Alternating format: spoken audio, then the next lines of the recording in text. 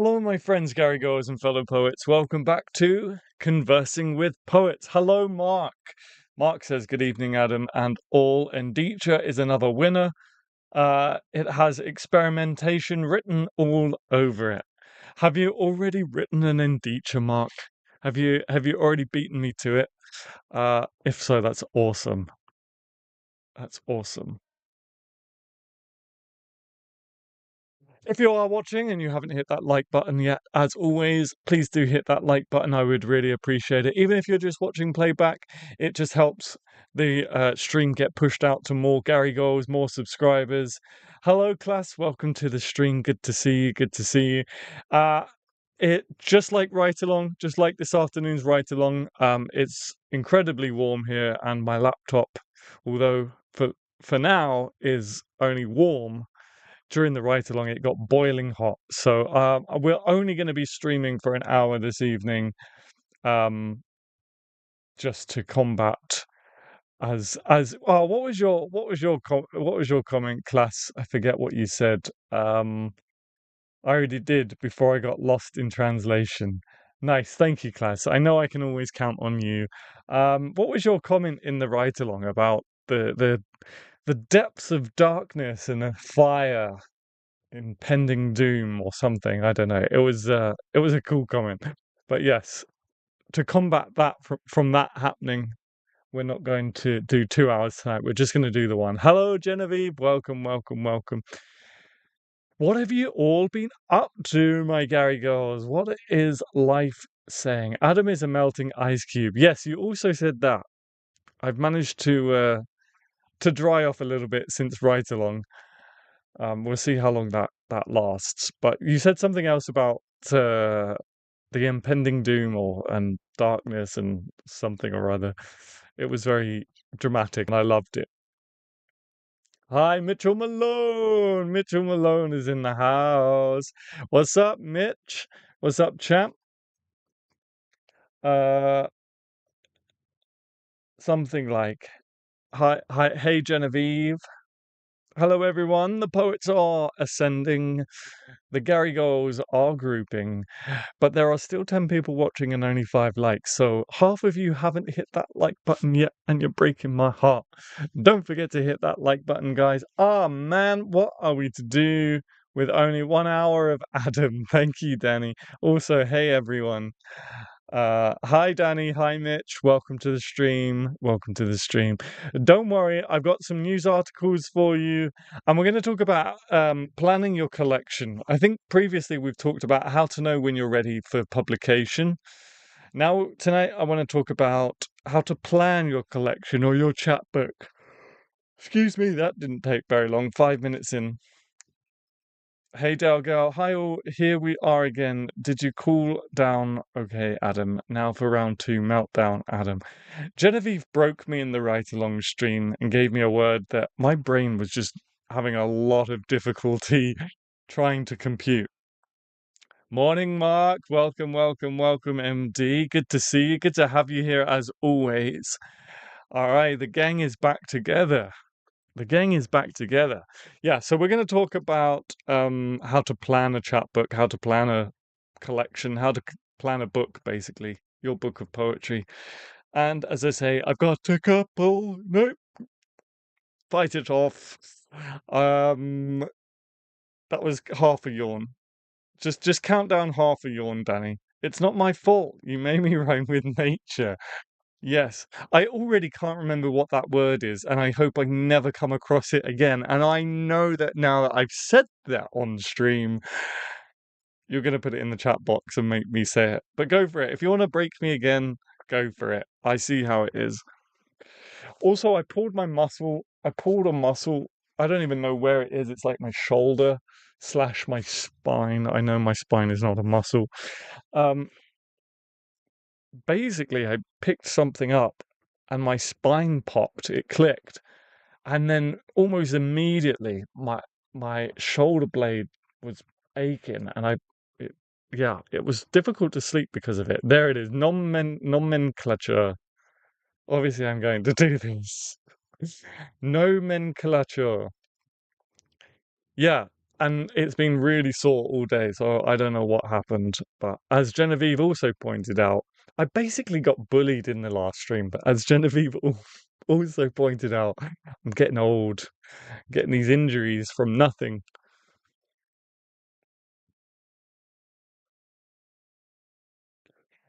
Oh man, I was fighting it, but I didn't do a very good job. Thank you so much for hitting that like button, folks. You know how to look after me. You know how to make me smile. Something like, okay, Adam, if you get sucked into the abyss of black fire, this is it, yeah. If you get sucked into the abyss of black fire, we know where you went. The abyss of black fire. Very Shakespearean. Though I have since discovered that doesn't rhyme with nature in British English. Oops. Maybe that's why I was struggling. You gotta see a chiropractor. I did. I did. Did I not tell you guys this story? So last year, I was seeing a chiropractor for about 4 months, and he was, you know, clicking me and snapping me and doing all this stuff that they do. And then the last two sessions, I'd booked a certain amount of sessions. The last two sessions, he said, I told him I keep getting cramp in my foot. I think that's even happened on stream a couple of times. I said, I keep getting cramp in my foot. So he wanted to put me to some tests. He wanted to do some tests. And by tests, I mean he wanted to put like powders on my tongue. It was very like ancient medicine. It felt like ancient medicine, and how I react to the taste would d- like tell him what was going on with my foot cramp. And me being me, like off the bat, that would annoy some people. But me being me, I was like, this is cool. As I say, it feels like ancient medicine. All right, I'm so down for this. That was the first time. Then he did it the second time. I literally paid £100. They were £50 a session. I literally paid £100 for this guy to put powders on my tongue twice. So then I was like, I'm not going back. Anyway, that was the end of that story. Be mindful of chiropractors. Accidents can happen. Yeah, when I first went to the chiropractor, I was nervous. I was nervous. Um, but I got through it. I have terrible posture anyway. I have what they call nerd neck. Nerd neck. So now I guess I need to see a physio. I don't know. I just have so many problems. I have 99 problems. I have 100 problems actually. Be mindful of chiropractors. Yeah, yeah, depending what they are doing, it can be a problem. That sounds cool, but hella sketchy at the same time. I think they were pretty I was going to say religious. I think he was pretty legit. I'd like to think he was pretty legit. I think he just forgot that he already did that test. But that doesn't help me, who's a paying customer. And as I say, I ended up paying £100 for this guy to put various powders on my tongue. Yeah, I've been going to the gym and I started the yoga, then I stopped the yoga, and now I've booked a load of yoga classes for next week too. My father got destroyed by a chiropractor for life. Oh my goodness. I don't trust any of them. Oh my goodness. That sounds terrible. And if I'd read that comment before going to the chiropractor, then I probably wouldn't go. I can get you in contact with a decent physio. I work with him for my training. I think I used to work with him too, did I not, Mitch? I mean, you didn't die, so yeah. But I have one of those machines that you put on your shoulders and it's supposed to massage you and stuff. So maybe I'll do that afterwards. But I don't want to do more. Me not being a qualified person for muscles, or anything really, uh, I don't want to like put that machine on and do more damage. Unknowingly do more damage. Yeah, there are some horror stories about chiropractors. Oh my goodness. What are Tai Chi? I've always wanted to get into Tai Chi. What are the difference between osteopaths and chiropractors? Because I also used to see an osteopath. I've had terrible posture for a long, long time. Long, long time. All right, we need one more like If we can get one more like on this video, I would be really happy. That would take us, at least on my screen, that would take us to double digits, and then we can get into the breaking news section. So if you want to see some breaking news, I know there's maybe one or two people out there that haven't hit that like button just yet. Please do hit that like button and we'll get into it. Adam, I think you would love Tai Chi. Yes. Yeah, I really wanted to get into it. Thank you so much. Someone is amazing and just hit that like button. I know you did class stats because you're an MVP. Thank you so much. I know you hit like straight away and I do really appreciate it. Tai Chi allowed my father to walk again, taught himself. Oh wow. I didn't know it had that kind of benefit. That's awesome. Yeah, you did. I meant he does my physio and massages for fight though. Nice. Okay. I didn't know he did massages. All right, let's get into the breaking news section then, I guess.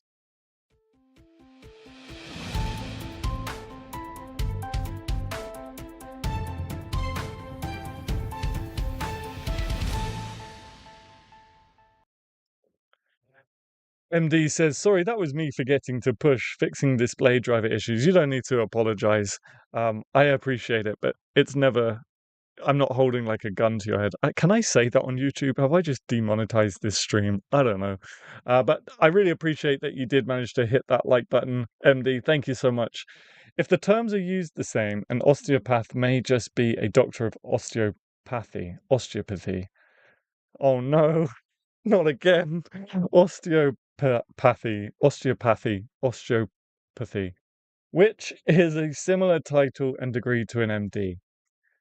I am not sure it isn't also used just for holistic people. Right, right. All right, so we've got some breaking news. I've only got two news articles for you this evening. Trying to find articles for poetry this week was very difficult. There really wasn't that much going on other than festivals, which I think we've talked about a lot, and obituaries. And excuse me, I never feel comfortable sharing obituaries. Um, I don't know. What do you guys think? I don't feel comfortable sharing obituaries because it almost feels like I'm using someone's death for content. And it's not like, unless it's someone, for example, Benjamin Zephaniah, who we had literally talked about the week before he sadly passed, um, it doesn't feel right to just share random obituaries. So the news section is a little light tonight. Ooh, that rhymes. But I did manage to find two articles. The first one being, funnily enough, class, maybe this one's for you. Talking of yoga, the headline is Yoga and Poetry Have More in Common Than You May Think. So, this is by Sarah Harrington, and I'm sure that the link is about to be posted in the chat if it hasn't already. And it goes like this. I'll read just a couple of paragraphs. I won't read it all. As always, I'll leave it up to you to do that in your own time. I vividly remember my first yoga class, and my then roommate and I had accidentally signed up for an intermediate level practice. We laughed as students around us flipped into headstands while we struggled to barely understand downward dog. Yeah, I can relate. My downward dog is terrifying.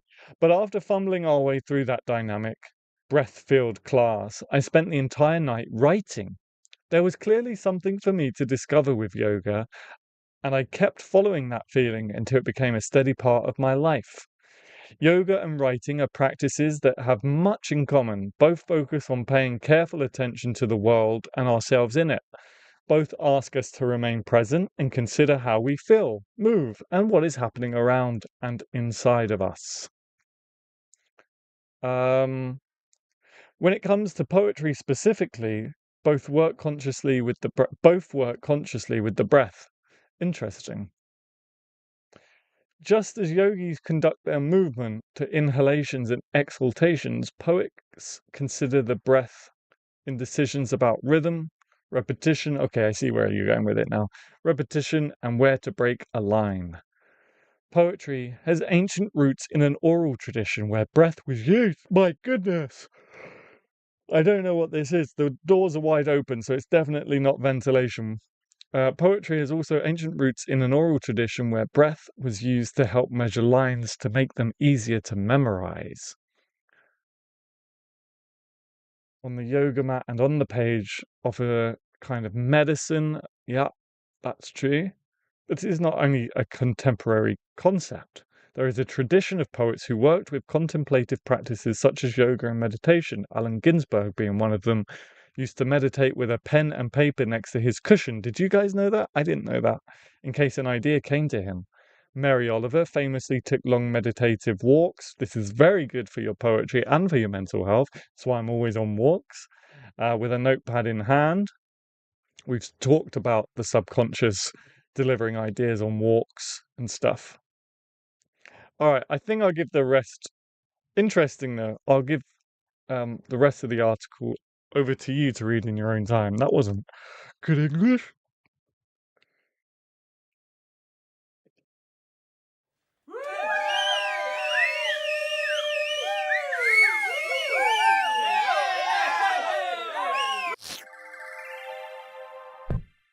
Wow.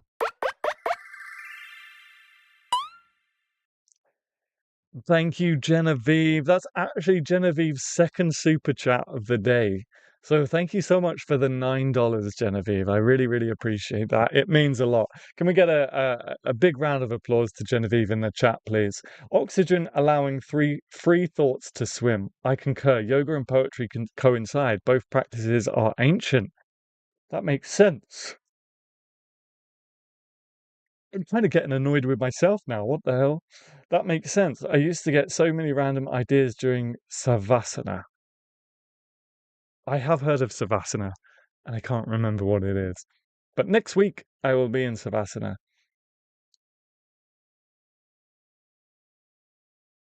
Yeah, thank you so much, Genevieve. As Mythical Meter just said, wonderful. Yeah, and welcome to the stream, Mythical Meter. Hello. By the way, Genevieve, I'm still doing the poetry thing. So if you want to email me a poem or even send it over to mod chat, I can read it on stream for you if you want to. Superstar super chat, Genevieve is on fire. That is a song, yeah. In the meantime, let's look at our. Are we still in the breaking? No, we're not. Hang on.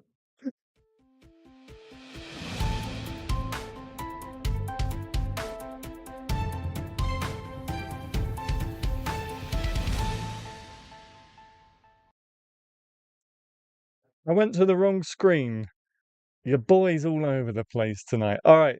The next headline is documentary on Bolton poet Peter Street released. A documentary celebrating the life and work of a poet is being released for free online. Autism and the Arts, Poetry with Peter Street tells the story of Peter Street, a 76-year-old poet and memoirist from Bolton who was diagnosed with autism at the age of 66. Produced by Bolton-based filmmaker Brett Gregory, there's some alliteration. The documentary highlights Mr. Street's experiences with epilepsy and illiteracy in school, his varied working life, and his eventual discovery of poetry during a hospital stay in the 1980s. It's taken 6 months for the production team to complete the unique self-funded project, which celebrates not only Peter, his writing, his autism, and his working class background, but also Bolton itself. The documentary has received praise from the Mayor of Bolton, Councillor David Chadwick, who welcomed Mr. Street and Mr. Gregory to the Mayor's office, to the Mayor's parlour on July 1st. It was a pleasure, said the Mayor, to welcome Peter and Brett to the Mayor's parlour and to learn more about Peter's remarkable work. So, how can we find this documentary? I'll let you know. The documentary. Oh, nice! It's on YouTube. Oh, that's great. Maybe we can do something. I'm going to put it in the chat for you. There's the link to the documentary. But maybe we can do a reaction to it. Maybe we can do a watch along together, or maybe we can even invite because Bolton is in the UK. Maybe we can even invite invite invite Peter Street, and I'm just trying to get the filmmaker's name. Brett Gregory. Maybe we can even get them on the channel. That would be cool. But there, I've just posted a link. What language is that? What? Uh, Dakur Jakurai. I have no idea. I have no idea. No biting strangers. No biting. Oh, in biting? Arr,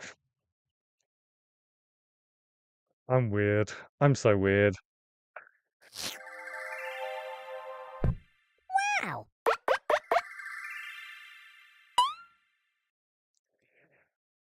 All right, so we're going to talk about planning your collection, planning your chapbook. Who here in the chat has either published something, whether that's self-published or through a publishing house?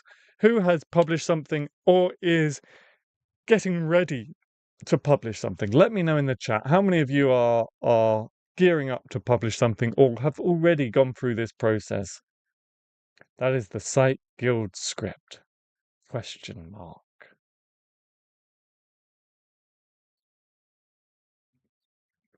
What is going on in the chat this evening? Genevieve has broken me, and now I have broken you guys.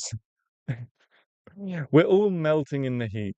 Unless you're in the Antarctica, in the Arctic, then you're frozen. Friday, The Alchemist Lantern, published on Amazon. Nice. Congratulations, Mythical Meter. Have published something. Congratulations, Mark. The collection of Poco Chat Mo poems. Awesome. Both accounts. One chapbook published, a collection near complete. Well done. Awesome, Mark. That's great stuff. That's awesome.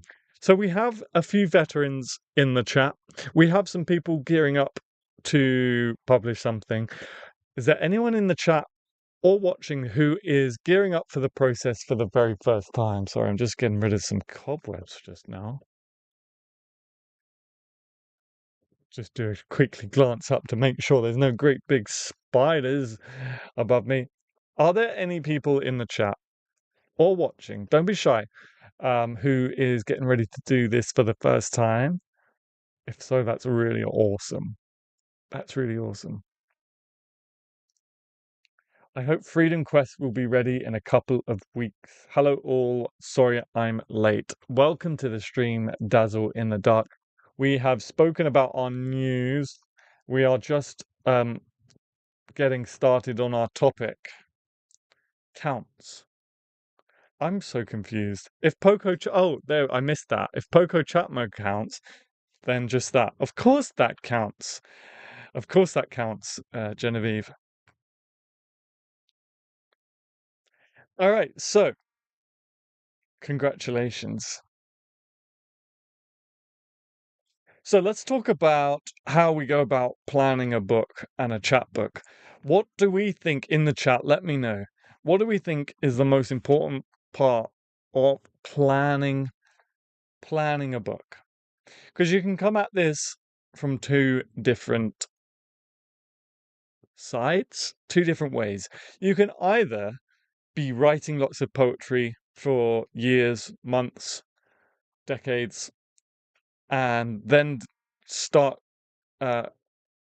collating, is that the right word? My brain is fried. Collating, I think that's the right word. Poems to then put your book together. Or you can literally sit down and go, I'm gonna I'm gonna write a chapbook or I'm gonna write a collection about a certain topic. So it depends. Genevieve counts 1, 2, 3, 4, 5. This could take a moment. There are infinite numbers. I'm so confused. I'm not following at all. Okay, sorry. I'll be normal. What? I'm so confused tonight. Yeah, so you can come at it from two different angles. I want to know what the chat thinks are the most important parts of Fit Right In A. I want to know what the most important parts of planning the book is. First of all, I guess you want to decide whether you're ready for a full collection, which is quite a hefty task, or if you want, a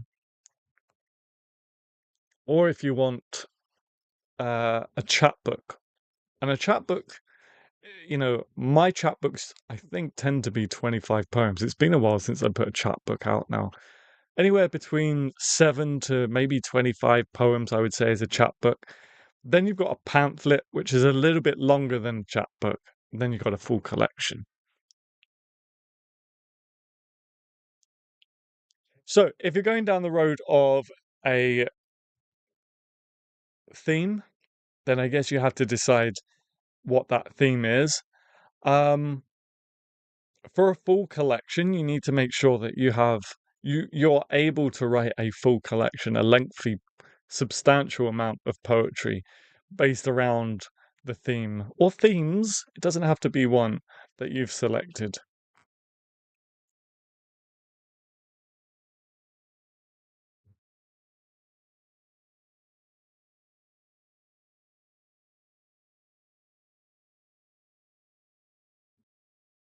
When I first started, I did it backwards. I first put out a collection, which was Poetry in Motion, and I've only like last year and the year before, I think. Yeah, 2023 was Fungal Matter 2023. Goodness, I can't even remember. Or was it 2024? No, it's got to have been 2024, surely. It has to have been 2024. I've only recently started doing chapbooks, and I'm really enjoying them. Hi, I woke up late. What are we doing?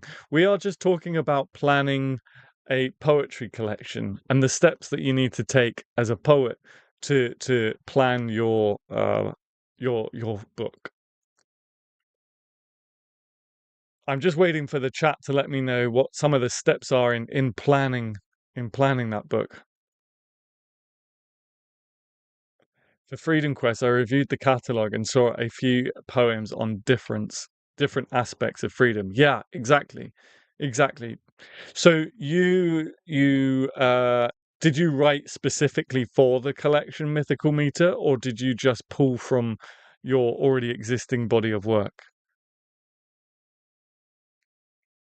Thank you so much for those hearts. Let me throw some love in the chat right back at you guys.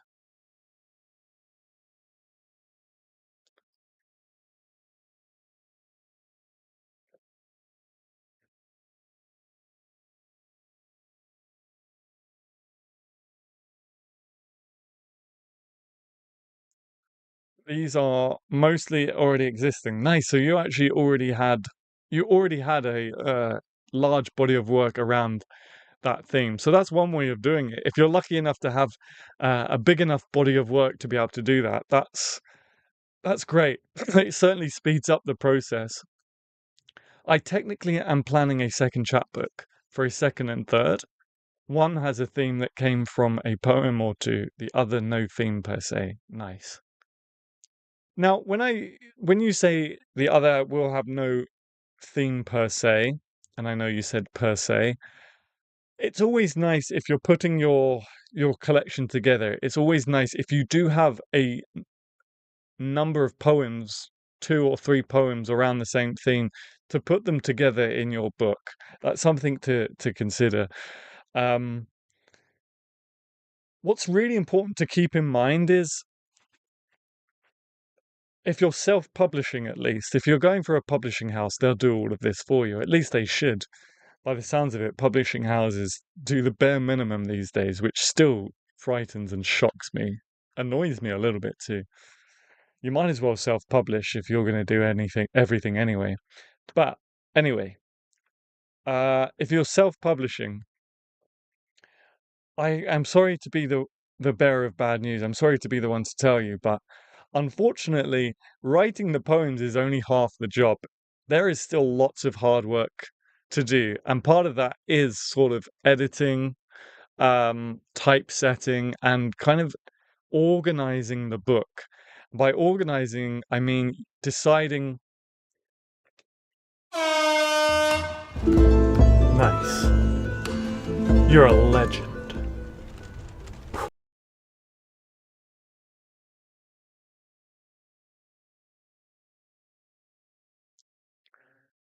Thank you so much, Dazzle in the Dark, for that super chat. I really appreciate it. That's 2 out of 5 super chats for this evening. Dalzim Mailus. I think Mythical Meter is speaking different languages this evening. I'm adding characters and story bits, but I'm turning it into a story about revolution on the moon. Nice. I think you could also consider place as a method to centralize poems. I'm getting distracted. Thank you so much, Dazzle in the Dark, for that super chat. Also, I want to say welcome to Gary Goals, Madeline. I did see before going live for the write along, you had become a channel member. I did try and do a members stream to say hello to you, but I don't know what went wrong. My phone fried in the heat. So an 11-minute stream only a minute and 20 seconds got uploaded of the 11 minutes. But yeah, thank you so much for your support, everyone. It genuinely means a lot.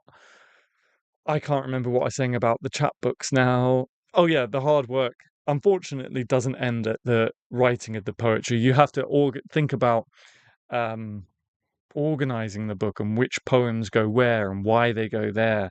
You want to open the book with one of your strongest poems. You also want to close the book with your strongest poems. I would say the first 5 poems and the last 5 poems should be some of the strongest of the book. Then you've got marketing on top of all of that. It's insane. It takes a lot of work. It takes a lot of work. I've seen poets sort of get really excited, and it's great to see they get really excited about publishing their book, and then they don't do any marketing, and then it gets to them naturally, as it would. It gets to them that copies aren't being sold, but um, if you're not marketing, nobody knows about your book. And I hate to say it as it is, but that's the way it is. You have to work just as hard to sell the book as you do creating the book. Yeah, creating the work is the beginning, just like putting together a series of photos or an essay or a story or all those things. Yeah, exactly. Exactly. You also need to consider the size of the book as well. When I first put out um, Poetry in Motion, I hated the size of it. And when I mean the size, I don't mean the width of it, the amount of pages. I mean literally the trim sizes. It was a really awkward size. So make sure you do your research. The easy way to do that, the way I got round it for the early hours, um, grab a book, grab a book from your bookshelf that you like the size of, that you like the trim of, and it should say it somewhere. And if it doesn't, uh, just get a tape measure, just measure it yourself, and just replicate that with your book. One might argue work harder depending on your goals. Yeah, that's a legit point, Genevieve. Yeah, just get into marketing on Facebook and Instagram. Yeah. And look, it's a tough thing, the whole marketing thing. If you don't have money for Instagram ads, um, you know, and you have to I can't give you financial advice. Sometimes Instagram ads work, sometimes they don't, and that's just the ball game, unfortunately. But you can do other things like free promotion. You can do blog guest posts on blogs. You can try and find reviewers, stuff like that, and they'll just want an electronic copy. Sometimes they even buy a copy to be um, fair to the author, to the poet. So there are 3 avenues too. The left side of my keyboard is being playful. Oh, really? Is it hot over there? Mythical meter, maybe the heat is getting to it. So you got to think about placement of poems. You got to think about book size. You got to think about theme. What else is there, folks? Help me out in the chat. What else is there to consider and think about when it comes to planning your book? Launch dates are important. Launch dates are important. Um, you don't want to be launching the same day as, especially for like Amazon. If your intentions are to be an Amazon bestseller or a bestseller in general, but let's talk about Amazon bestseller because it's fairly easy to become an Amazon bestseller if you know the strategies and if you play the game. But cover design, title, yeah, good points. Intended audience, great points. We'll thank you guys. We'll get back to these. But for now, release dates. You don't want to release on the same day as, let's say, Rupi Kaur or um, big name poets, if you like. You want to try and find a date. Keywords is a very good one. You want to try and find a date that, to the best of your knowledge, doesn't conflict with poets who are going to sell easier. Again, it's fairly easy to be an Amazon bestseller these days if you time it right. You got to time it right, and you got to know the strategies. Keywords are part of that strategy as well. So what you can do is also categories. I'm going to put this in the list just so my brain, just in case I go off on tangents, I can. There's a good little section here of things to talk about. Oh, what a donut. It's right underneath keywords. Sorry, Mythical Meter. I've taken that away. I'm not taking credit for your idea. Categories are a really important one. How do you get to know the categories that you should be putting your book in? Again, you can go to Amazon. You can type in a poetry book that might be similar to yours. See what categories they are in. Make sure that they are in the right categories. If those categories don't make sense to you, then don't do the same, because it looks unprofessional and it might be to your detriment. But yeah, find a collection that you really like, that you think is along the same vein as yours, and see what categories they've put them in. And you want to try and be in categories that you're more, again, Amazon bestseller strategies, be in categories that don't just put your book in poetry, for example, because you're going to be going up against thousands and thousands, if not tens of thousands, of other poetry books. So it's going to be harder for you to rank for that. Everything's an algorithm these days. Even Eventbrite is an algorithm, which I didn't even realize until recently. Everything has an algorithm, and we're always up against the algorithm. So make sure you're putting yourself in the correct categories, but also categories that you think you'll stand out more in. So if your poetry collection is about yoga poetry, don't just categorize your book as a poetry book, but maybe see if there's a category for wellness poetry. You got to try and be as niche as possible. So that's a good one. Categories, keywords as well, and not just keywords. I don't think Amazon does tags actually, but you want your keywords to be in your description, because don't forget, this is marketing, guys. Don't forget, not only is everything an algorithm, everything is in the search engines. So you want to put your keywords in your book description, in your blurb, as much as poetry, as much as possible, so that if people are searching for wellness poetry or yoga poetry, you've mentioned yoga poetry, maybe you've mentioned the word yoga twice, poetry 3 times, wellness. You want to be able to rank in Google when people search yoga poetry, wellness poetry. Everything has multiple algorithms. It's wild. It really is. It really is. As I say, I had no idea Eventbrite even had an algorithm. It's wild. All right, so keywords and categories are great for marketing and getting your voice seen out there. Um, it's the same in it's the same as YouTube. Keywords, categories, it's integral to getting your stuff seen. All right, title. What do we think about titles, everybody? What do we think about titles? What I love about no, that's cover design. So let's talk about cover design for a second, and we'll come back to titles, because I want your opinion on the titles. I want your help on titles. But I've got some advice for covers. It's interesting, actually. So there is a company here in the UK. It's one of the biggest publishers of poetry in the UK, and I'm assuming they're globally. You might have seen me in my recent video. By the way, if you liked that video, don't forget to hit the like button. If you didn't like the video, don't hit the like button. I'm trying to tell whether or not to make another video in the same vein, because at the moment it's sitting on 100 views, but only 13 likes. So um, yeah, I don't know if people just didn't like it or people forgot to hit the like button. What was I saying? Covers, covers, covers, covers. Yeah, in that video, I held up a book, Emily Dickinson's Complete Works, but published by Faber and Faber.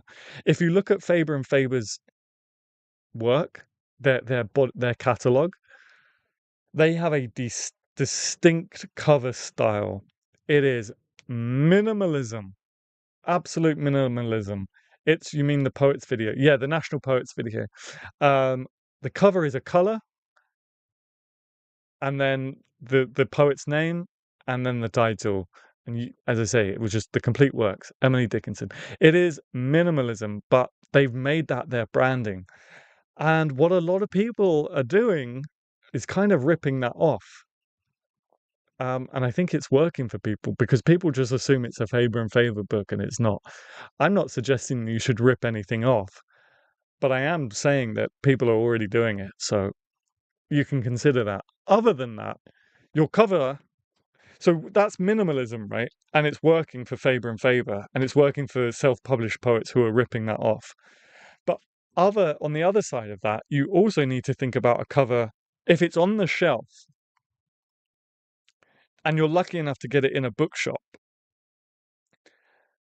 Well, if you're lucky enough to get it in the bookshop, then I would argue that the spine is the most important because usually, at least bookshops I've been, usually the books that are facing the shopper, the client, the customer, are usually popular books that are going to make people go, "Oh, that's Emily Dickinson. Oh, that's Bukowski, Cooper Clarke." So, unless you're really lucky, the chances are, if you're really lucky to get into a bookshop, your book, it will be the spine that you have to kind of catch people's attention with. But if you're not in the bookshop, more importantly, it's guaranteed that you'll be on Amazon, you'll be online. So you do need to find a cover that's going to catch the attention of people who are just scrolling, scrolling, scrolling. And if your keywords and your categories and is not quite right and you're not ranking, then man, your cover is so important. Your cover to sell, your cover is more important than your poetry. So you need to find covers that catch attention. Again, like Faber and Faber, what you can do, and this isn't ripping off. This isn't ripping off. This is exactly what publishing houses do. Have you ever noticed for a while, for a set period of time, you're in the fantasy section and they're all using very similar fonts and very similar titles, and you could go, I swear this is like done by the same person. Have you ever noticed that? It's a thing because when, like movies as well, trends, we're talking about trends, I guess. When something does really well and sells, all the other publishing houses go, okay, well, look, let's use this as a template and design something similar, and people will associate it with the same thing and sell from that way. So what I'm trying to say is the long way around. Um, find books that are selling a lot that you like the cover of, and see if something similar. You can jump on Fiverr and get a book cover designer, maybe. Um, ask them to design something similar. You would have seen this. I called it the line art. You know, there was a huge trend now. I don't know if it's still trending because I sort of gave up reading that style of poetry collection. But for a long time, Rupi Kaur started it, and for a long time, every single poetry collection you'd pick up would have this sort of line illustration accompanying the poem because it worked for Rupi, so everyone jumped on the trend.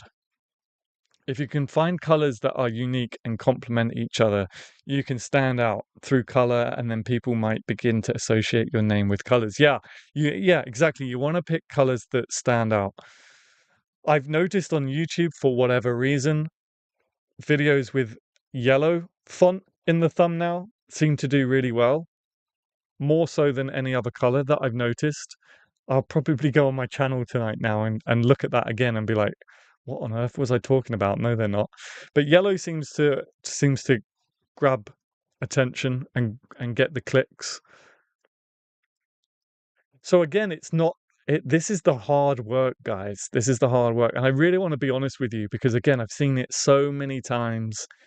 People are so excited to publish their book, and it's lovely to see, and it's great, and it's exciting, and it's infectious, and I'm happy for them too. And then the book comes out, and no marketing is done for it. Uh, and then these people feel really disheartened that they're not selling books.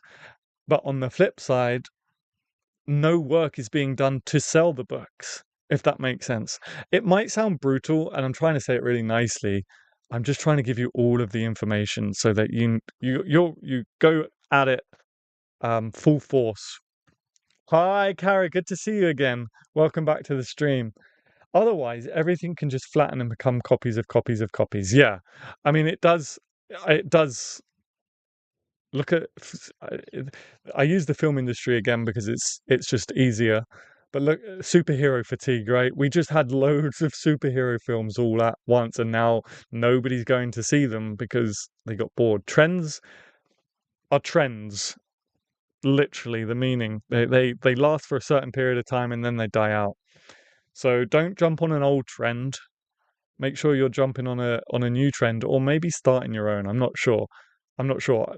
I have not looked at poetry book covers in a long while, so I'm not hot on the trend right now. I'm over line art. I opted to go a complete flip and using claymation for a more childlike feel for my illustrations. That's awesome that you went a different avenue. I'm not sure what claymation is. I can only think of like Wallace and Gromit, if that makes sense. Claymation, where it's like animation made out of clay. No marketing equals no money. I know from personal experience. Yeah. It's just a disheartening truth, unfortunately. We're the artists, right? We're the artists, we're the poets, we're the ones that express ourselves. But unfortunately, as we've come to learn, publishing houses now are expecting the poets to do all the marketing as well. So it's just a reality we have to face, and it's something we have to learn how to do. Yeah, Wallace and Gromit is right. Oh, okay, I got that. Oh, that's awesome. That's really cool. I like that a lot. That's really unique. Um, yeah, was there anything else? Titles. Also, being realistic about your audience. Yeah, we didn't get onto audience. Your audience and your goals is important to you. Very rarely does someone come from nowhere and become a millionaire and globally. What is it, Genevieve? Why can't I read your sentences today? Globally published, or sometimes even make their money back. Yeah, not to say don't try, obviously. Yeah, exactly. And talking about money back, there's different avenues you can go down. You can either pay for a printer, a local printer to print your books. I would say that the quality of the book is much better, but you usually have to spend about £200 minimum to get, say, 50 copies. Then you have to sell those 50 copies, or you have to sell 20 copies to get your money back. If you don't think you can sell 50 copies, um, you got to be careful. If you're going through companies like Ingram Spark, Lightning Source, and stuff like that, you can that opens up doors that Amazon Kindle doesn't, or direct publishing, whatever it's called now. It used to be called Create Space back in my day. Um, you can get your book into shops, but then you have to make sure you have to do quality control. And I would really, if you're really going for this, if you're really going for this, then you need to get some beta readers. You need to get an editor, because if you sell books to a bookshop and their customers ask for a refund, you have to provide that refund. You have to give that money back, and they send you the book back, and you have to deal with all of that. Um, there's costs involved. There are costs involved. So it's not all I'm going to sell 1 million copies and live in Beverly Hills. I don't know any poets that live in Beverly Hills. Maybe Rupi Kaur does. Um, Otherwise, yeah, that's just an example though. However, if you're just getting started, if you want the safest way of doing it, I would recommend print on demand. and just kind of getting a feel for the industry through print on demand, which is like direct publishing. Ingram Spark is technically print on demand too, but it's a much more it's far more professional way of doing it. Anyway, titles. What do we think of titles? I want to throw it to the chat right now. What do we think of titles? But yeah, knowing your goals and being realistic about your goals as well.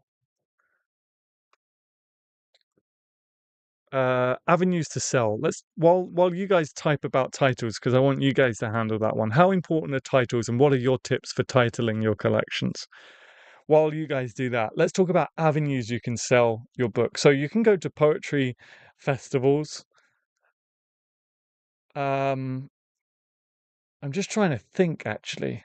Independent bookshops, local bookshops, especially if you're a local poet, if you can go in there and say, "Hey, I live down the road, I'm a local poet.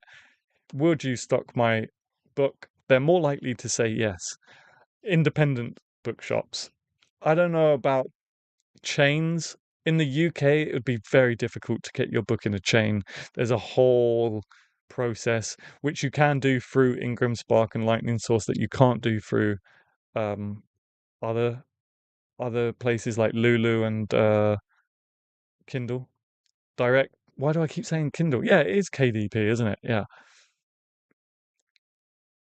But you can go to book fairs, you can go to local independent bookshops, you can go to festivals, maybe talk to the festival organizer. Some festivals now have their own bookshops, ask if they're interested in stocking your book. But you have to sell it. Again, you can't just be like, "Hey, I got a book. I think you should sell it." You have to sell it to the festival organizers. Say, "Hey, I'll really promote the fact that my book is in your shop. I'll promote the festival. Um, I can even do a signing for you." You know, you got it. You have to do a bit of selling. Some indie bookshops will also take chapbooks or zines. Yes, titles are a hard one. It used to be a fad of poems about. I'm not sure where I stand on that type on inclusion. Interesting. The title is usually the first thing a potential reader sees before the cover, blurb, or sample pages. If it doesn't hook them in under 3 seconds, they often scroll on. Yeah, that's what we're talking about, folks. Not just with book sales, but everything. Social media. You got 3 seconds. You got 3 seconds to get that click, to get that reader, to get that viewer. It's wild. I think there are a lot of different takes on titles and depends probably on your poetry style and audience. Yeah. If you're lucky enough to have a very popular poem, or a very well received poem, a poem that's been published, it's been reviewed, it's won an award, it's won several awards, then what you can do is you can do, for example, The Early Hours and Other Poems. I'm not saying The Early Hours was a viral poem. It's just an example. Uh, you know, Sonnet 18 and Other Poems. That's kind of a trend at the moment. I don't know if it's dying out a little bit now. Or you can create a story. You can be a bit clickbaity. Uh, and something really, really dramatic. Or also things that do really well. Right now, a huge trend that I think may start dying out, but I don't know. Who am I to say? A huge trend right now is a poem for every day of summer, a poem for every day of the year. It was started, we reacted to some of the performances, if you remember last year. It was started by one person, and now so many people are doing it. Now so many people are doing it. So that's something to consider. But again, you do want to be unique. I don't want to encourage you to just copy other people because we're not about that. Looking at my poetry shelf next to me, there is no consistency these days. Interesting. Many titles feel like they could be used on a novel. Yeah, and I think that comes down to being the whole dramatic sort of got to sell those books, got to capture that attention.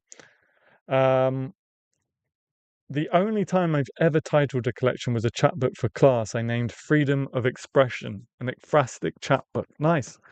I like that title. It worked as an assignment title, but I doubt it would ever sell. Freedom of Expression. I like that. that definitely grabs the attention. I'm wondering about an ekphrastic chapbook because you want to try and capture the attention of everyone, and some people might not know what an ekphrastic is, and that may put them off. Maybe not. The thing about it is, it's so difficult to predict these things. You could go, you could go, all right, this is a super clickbaity. I'm not talking about a video of my own that I recently made at all. You might go, okay, this is a great title. Uh, Lots of famous faces in the thumbnail. Hopefully, this will go viral. But you can never predict these things. In all honesty, you can do your best to try, but ultimately, it's one of those sort of catching lightning in a bottle. Definitely is a hook, though. 3 seconds might even be generous in some cases, yeah. I suppose it might work to summarize the theme of your book and then just put that into a catchy couple word phrase. Yeah. Yeah, all very, very good points. Again, look at trends. If you do have a poem that has been well received and got a lot of attention and won an award, it's common practice to put that and other poems in the title. As in, I don't have to explain it again. I'm sure you guys understood what I meant when I said it the first time. I mean, YouTube is A/B testing. I should really be doing that, but I don't know. I actually don't know how to do that. And because it's not printed, they have that option. Yeah, I've heard about this A/B testing, and I don't know. Maybe I'm just lazy. I just don't know how to do it. It's just changing the thumbnail, right? I think cover art is almost more important than title. Yeah, exactly. So that goes back to the colors and as you say, the artwork for sure. Right, let me scroll up. There was other bits, but yeah, good work on the title, folks. Where's that section that had lots of ideas? Categories, keywords, title, cover design. Did we do the cover design? I guess, did we cover cover design? I think we did. I think we did.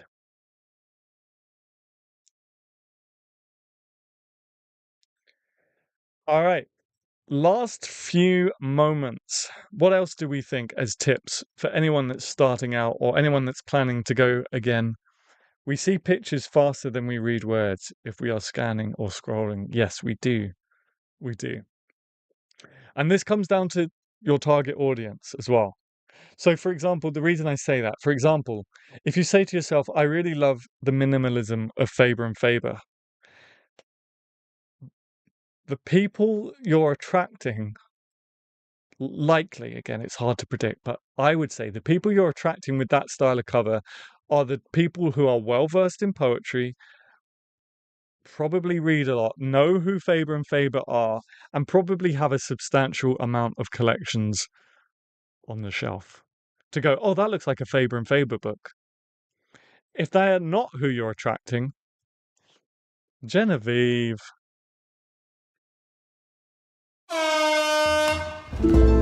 Nice. You're a legend.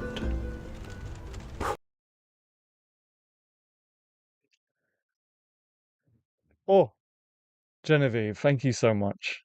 That is freaking awesome. Genevieve has just gifted 5 people a channel membership. Thank you so much, Genevieve. That means so much.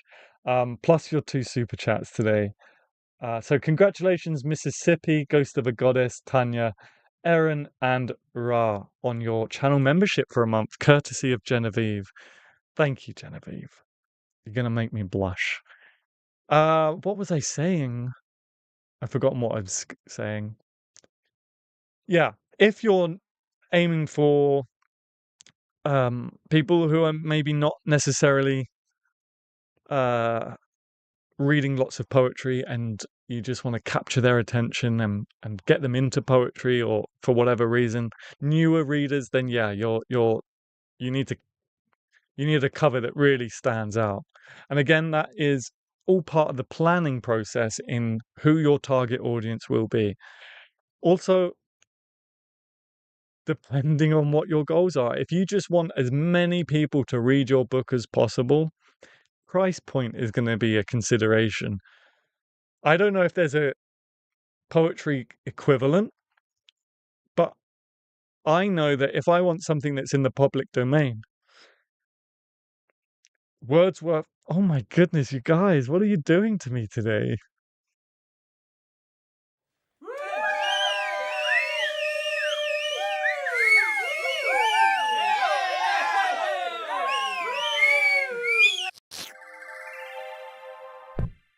Wow. Thank you, Mythical Meter, for the $5 super chat. I really appreciate that. Honestly, this means a lot. Yeah, it means a lot. Thank you so much. Mythical Meter for the super chat. 3 out of 5 super chats. If we hit 5 super chats, I'll go do an extra live stream on Friday. Oh, no, I don't want to. There we go. Adam's going to read your entire chat book. Yes, send me poems, guys. Send me poems to read for your super chats. Mythical Meter, email me a poem to read. So, just to wrap things up, knowing who your target audience is super important. That's going to inform your cover design, certainly, probably your title too. I was just talking about, I think they're called Wordsworth Classics. If I want to buy a book, there is a company, I'm pretty sure it's Wordsworth Classics. They can do this because what they publish is classics and in public domain, and they must buy a load in bulk. But essentially, you can buy a Wordsworth classic for £3. You can buy Don Juan for no, sorry, not Don Juan, Don Quixote. I bought Don Quixote for £3, I think. Great Expectations I bought for £2, something like that. So I think a price point, I would, you know, it's a difficult decision to make. They can do that because everyone knows these bodies of work. So you don't want to underprice yourself. You don't want to cheapen your work by putting £1 on there. Um, yeah, there's a lot of balancing that happens in doing this properly. You might be thinking, I just want to put a book out, man. I just want a book with my name on it where my friends and family can go on Amazon and be like, hey, that's my cousin's book, or that's my brother's book, that's my son's book, whatever. That might be your goal, and if that is your goal, that's so valid and whatever. But if you're also sitting there and you're going, I wanna make a go at this, there is it's my job to tell you that there's a lot to be considered. There is a lot to it. Um, but we got awesome poets in the chat that have been through the process, so lots of advice to be heeded, if you like.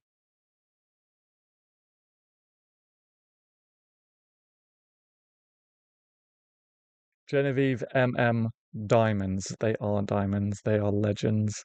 Thank you so much, everyone.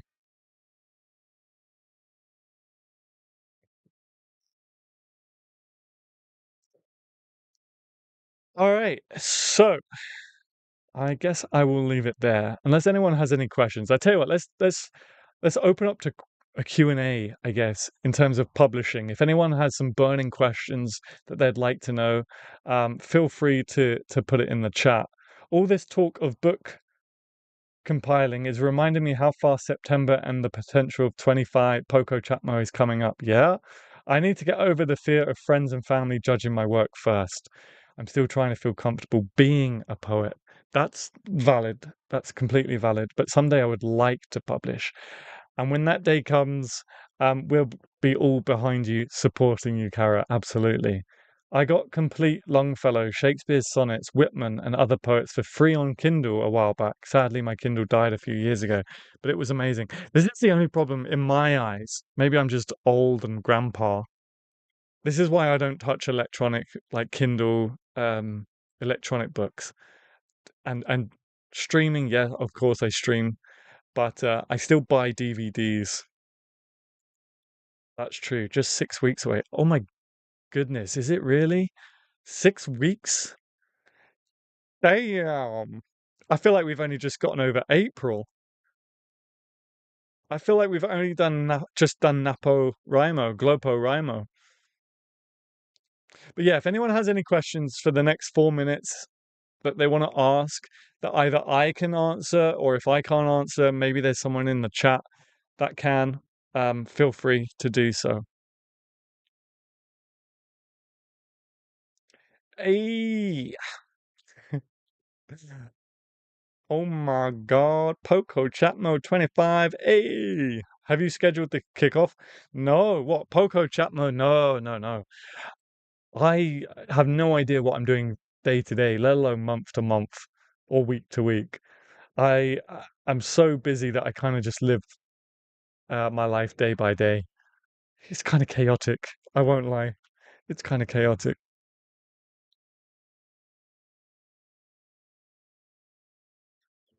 I don't know if you can hear that helicopter now that the doors are open.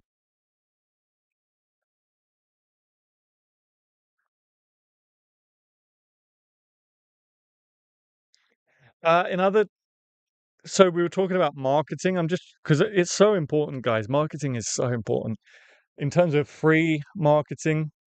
If you're publishing your book, then you can use Instagram and YouTube and stuff to get the poems out there.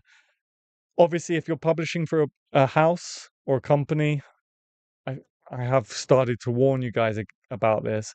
Just keep in mind if you're publishing your poems to social media, um, in the eyes of magazines and publishing houses and competitions, publishing it on your social media is considered as published.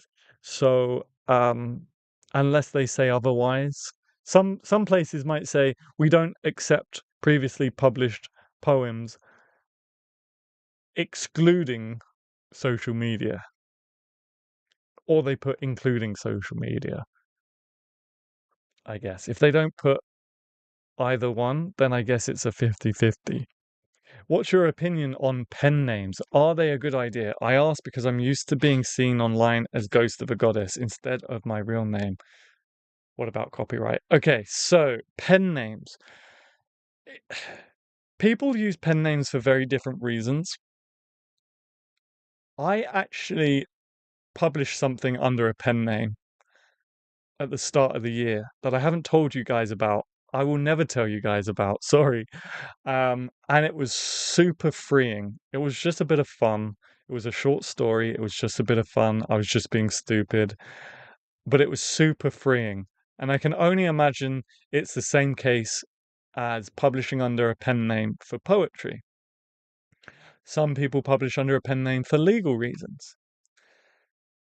Um, but most people publish under a pen name because they are, sorry, it just gives them the confidence um and that's totally valid. For me, I don't think I would ever publish under poetry under a pen name or any other short stories and stuff. Because at the end of the day, I want it to be attached to me. I want people to know that I wrote it, right? It sounds vain and egotistical, sure, but it is what it is. Also, if you venture into other avenues, so you write poetry, you sell, or it's the other way around, more likely. If you also write fiction and you sell a lot of books in fiction and your name is attached to that, then uh, you're more likely to get a book deal for poetry because you're a best-selling novelist. However, you could also do that under the same pen name too. For me, it's a personal choice. For me, I like my name being attached to it. Um, so I wouldn't write under a pen name unless I was just being stupid this one time. I've seen people build decently large accounts by just sharing the same few poems over and over in different ways. Gets people eyes on what your work, builds a bit of a following. Yes, yes. I used to be a lot of my subscribers come from the social media videos that I did. I used to be so tapped into social media, um, but then sort of life took me in a different direction. I'm more focused in the laureateship and stuff now. But yeah, people still do this and they post the same stuff in different ways and get lots of views. And if it gets eyes on, that's great. But one thing I would say is be careful you don't burn your audience out. It's easy to have something work in so many different ways and really work, it's easy to kind of get caught up on just doing that and not experimenting with other styles of content. You've got to keep things fresh, right? What Lander is a good example of this style of marketing. I'll have to look them up. I'm not sure who they are. Oh, what you can write under a pen name. Yeah, I wrote some weird stuff, which is why I'm not going to share it with you guys. Not weird as in like weird, but just stupid parody stuff. Um, yeah, so I guess it's just a personal preference, Ghost of a Goddess, really. I was about to say, just keep in mind that if you start a career under a pen name, then you're sort of stuck to that pen name. But I don't see why if hypothetically speaking, you become a great best-selling poet, you know, and doing world tours like Rupi Kaur and stuff, why you can't then just come out and say, okay, that was my pen name, my real name is this, and then move forward. So really, I think it all comes down to personal preference. I hope I answered that okay for you. Thanks for that. I personally would get bored after the second time of someone constantly posting the same stuff. I agree, but I did notice it made me interested in buying her book. Then it worked, right? It worked only because I was curious to read more. I wasn't a huge fan of her book, but it got me to buy it. Right. But then you're not going to buy the second book, I assume. Maybe.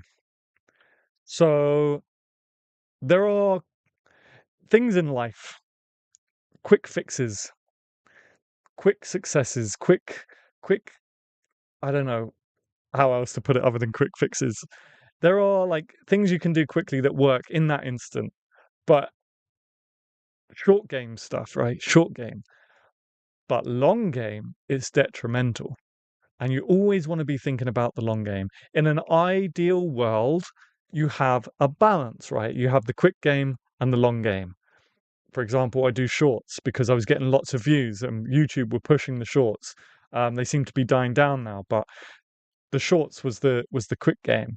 But the national poets, the 20-minute videos, was hopefully and maybe, you know, I don't know, the long game. You want a balance of both things. So yeah, I would say a balance of quick game things, this short over and over again, what this person was doing, it got you to buy. But you really want to be more focused on the long game. Lucy Liu used a pseudonym for an art career. Yes, I remember this. For a long time, and recently it became public. Yeah. I could couple my real name with my pen name eventually and say, aka Ghost of a Goddess, I suppose. Yeah. Why not? I don't see why you can't do that. I hope I've been given some good advice tonight, some sound advice. Sometimes I just ramble, but hopefully I'm just talking from experience and my opinion and my point of view of things, I guess, which is all I can do, really. But yeah, we're gonna leave it there for this evening. Oh, just as Tanya came in. Hello, Tanya. Welcome to the stream. Genevieve gifted 5 memberships, and one of those was passed over to you. So congratulations, Tanya. I was just saying goodbye as you was popping in. If you liked this video, if you got some value from it, if it helped in any way, please do hit that like button. If you're watching playback, that goes to you too. Please hit the like button. Leave some comments, leave some tips down below. It all really helps the channel. I really, really do appreciate it. 10,000 subs by the end of the year. Do you think we can do it? I think we can. I think we can, but we got to really push. So if you haven't subscribed yet, don't forget to hit that subscribe button. Turn on notifications so you don't miss these streams and videos. And yeah, so sorry, Tanya. I will see you all very, very soon. Good night, everyone.